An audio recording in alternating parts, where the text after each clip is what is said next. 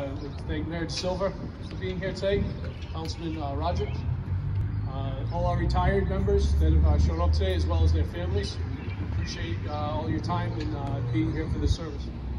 Oh, say, can you see by the dawn's early light? The ceremony is going to be a little bit different this year. We've been apologizing way too long about not being able to have real ceremonies for graduations, promotions, new people coming on the job, retirements. So as you can see, it is mask optional. State guidelines have allowed us to be outside and not have to use masks. If you prefer them, that is fine, that's one thing, but I just don't want you to think that we're out here flouting the mask rules. We're under the state guidance and guidelines. When we were setting up earlier this afternoon, the sun was beating down, and we thought it would be the best for everybody. So thank you all for coming. On behalf of everything that I do, I want to thank the men, the women of the East Providence Police Force. Also, of course, the retirees. I see good friends, John Perry, Wayne Aldrich, others. It was so good to have known you. And your good work is continuing today. And with the negativity that the chief mentions, one thing that East Providence is proud of, we all support our police. And I hope you know that and you feel that most of the community does.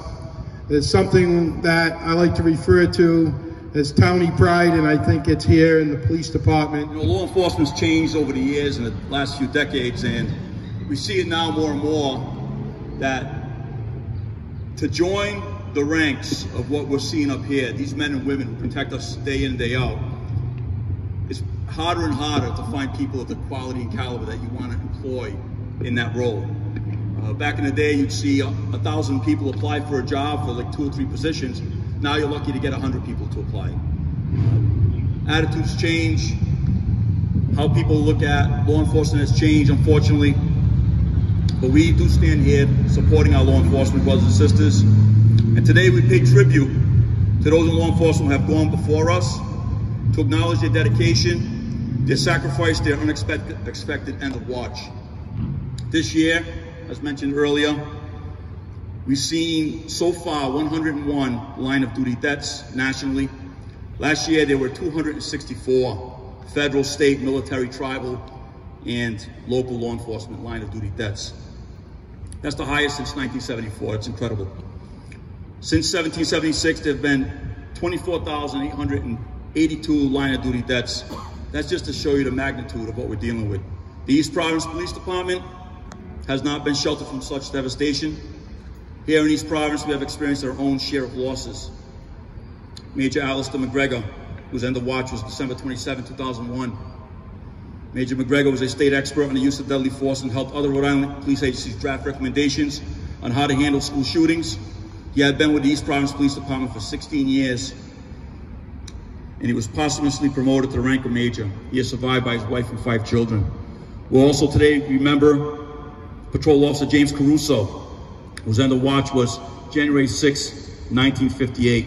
Officer Caruso had been with the agency for 5 years before he was shot and killed at the conclusion of a vehicle pursuit of a 19-year-old and 3 juveniles. And last but not least, we recognize and remember Captain Peter Pepin, whose end of watch was November 4th, 1922. Captain Pepin, a 28-year veteran, suffered a fatal heart attack while chasing a burglary suspect on foot. The East Providence Police Department takes pride in their members, and they hold this ceremony annually so that they never forget these fallen men. They also never forget those who have served our community and have passed on. To the spouses, parents, children, and fellow officers, I know no speech or service will heal your pain, but perhaps the reminder that your loved ones served and sacrificed for a reason far greater than themselves will provide some comfort. For those in law enforcement here today, we know that you honor your fellow brothers and sisters by treasuring each moment with your spouse, each kiss with your child, and every visit with your family. Without their support, your service is not possible. May our fallen brothers rest in peace, and may God bless you men and women who continue. Herbert E. Balcom. Henry L. Bickford. Clarence H. Lovell. William F. Newell. Peter F. Pepin, killed in the line of duty.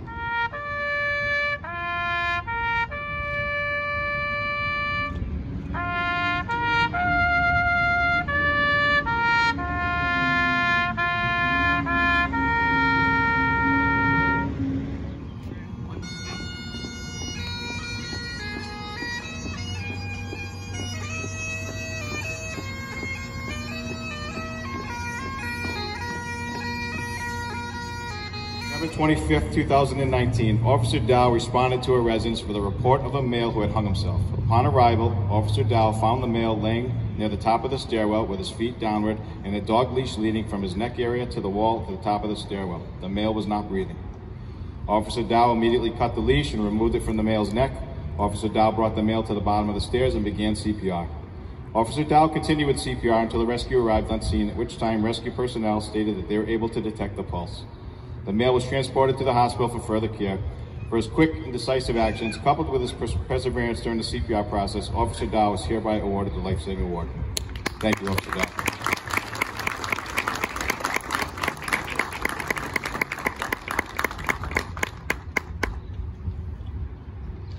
February 5th, 2020, officers responded to a residence to check the well-being of a suicidal male. Upon arrival, officers did not receive an answer at the door. Officers checked the windows and observed the male attempting to hang himself with Romex wire in the basement from the basement ceiling. Sergeant Oni and Officer Norman proceeded to the side door where Officer Norman was able to kick in the door and gain entry to the breezeway. A second door had to be kicked in to gain access to the home.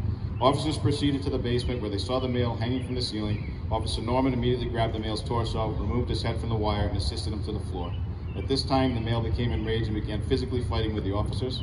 After a lengthy struggle, the male was ultimately detained and taken to the hospital for evaluation and further treatment. For his perseverance, swift actions, and dedication, Officer Norman is hereby awarded the Life Saving Award.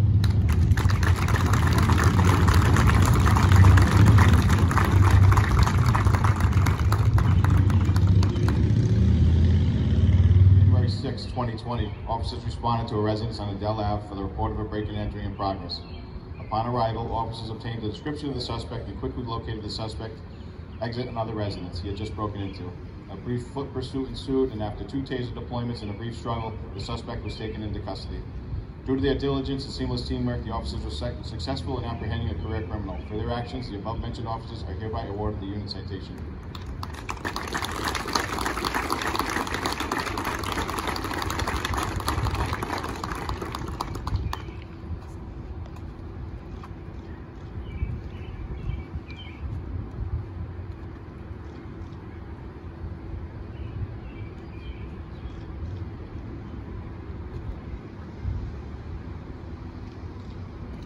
December 31st, 2019, officers responded to TD Bank on Pawtucket Avenue for the report of a panic alarm. Employees stated that 2 males wearing black ski masks and carry a knife entered the building and demanded money from the tellers.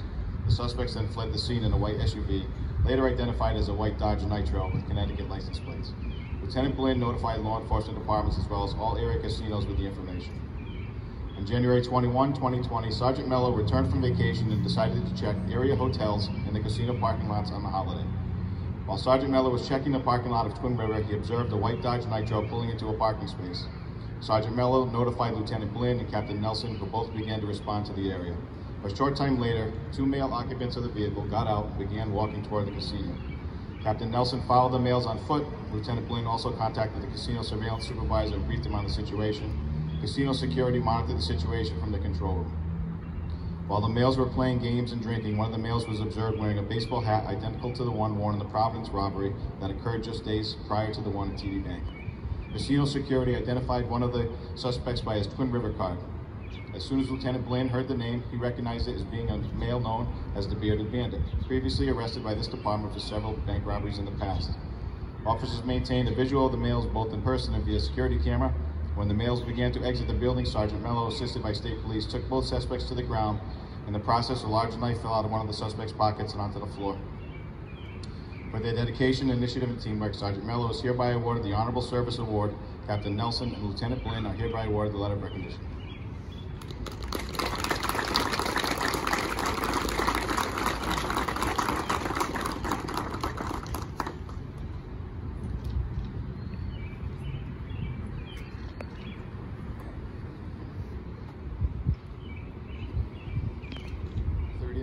Providence Police requested assistance outside the Providence Place Mall where a protest was turning violent. It was reported that officers were being overtaken by subjects with crowbars. Members of this department responded quickly and without hesitation. They not only assisted in regaining control of a very violent situation during an extremely sensitive time, they also responded to 26 calls for service in the city of Providence, and they did so while maintaining their professionalism and making this department proud. For their actions, the above officers and dispatcher are hereby awarded the unit citation.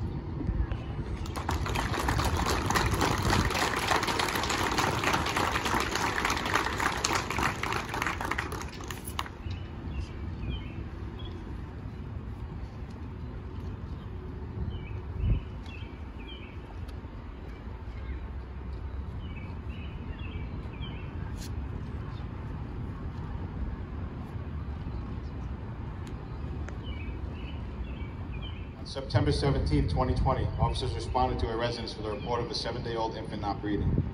Upon arrival, officers met with the foster mother and the foster son who was not breathing. Officers observed that the baby was a light shade of purple and had a large amount of mucus blocking the airway and nostrils.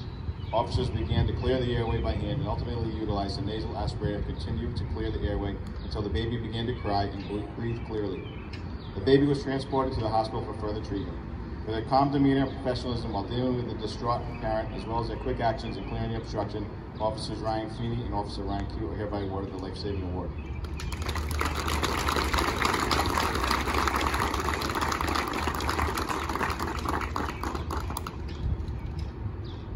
Notified that the female party was making suicidal comments. Upon arrival, officers located that parties had been separated and were at 2 different locations on the Wampanoag Trail.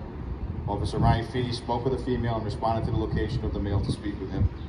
While speaking on the phone with the sergeant who was on the scene with the female, Officer Ryan Feeney heard a disturbance in the background.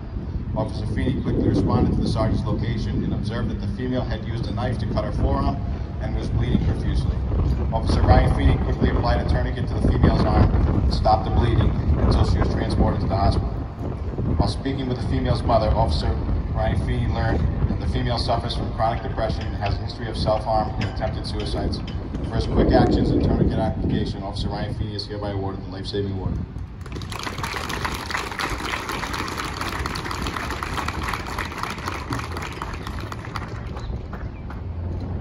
On Waterman Avenue for a suspicious male looking into vehicles.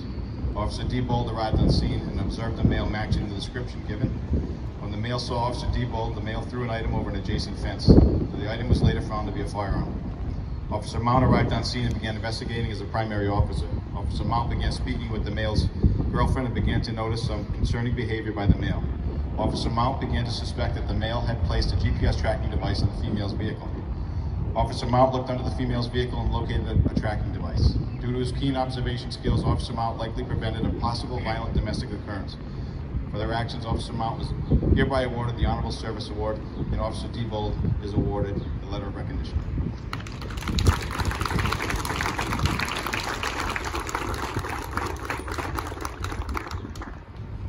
The male in the bathroom, unresponsive and taking shallow breaths. Officer Dow performed a sternum rub and then administered a dose of Narcan. After the administration of Narcan, the male stopped breathing, and officer could no longer locate a pulse. Officer Dow moved the male to the hallway and began to perform CPR.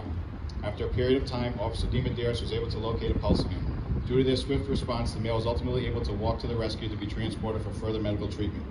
For their quick actions and perseverance, Officer Stephen DiMedeiros and Officer Quint Dow hereby awarded the Life Saving Award.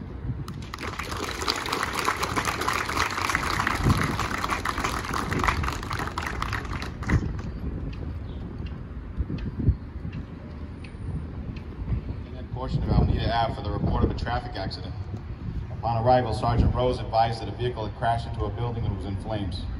Officers began attempting to pry the door open as the operator was still inside the vehicle.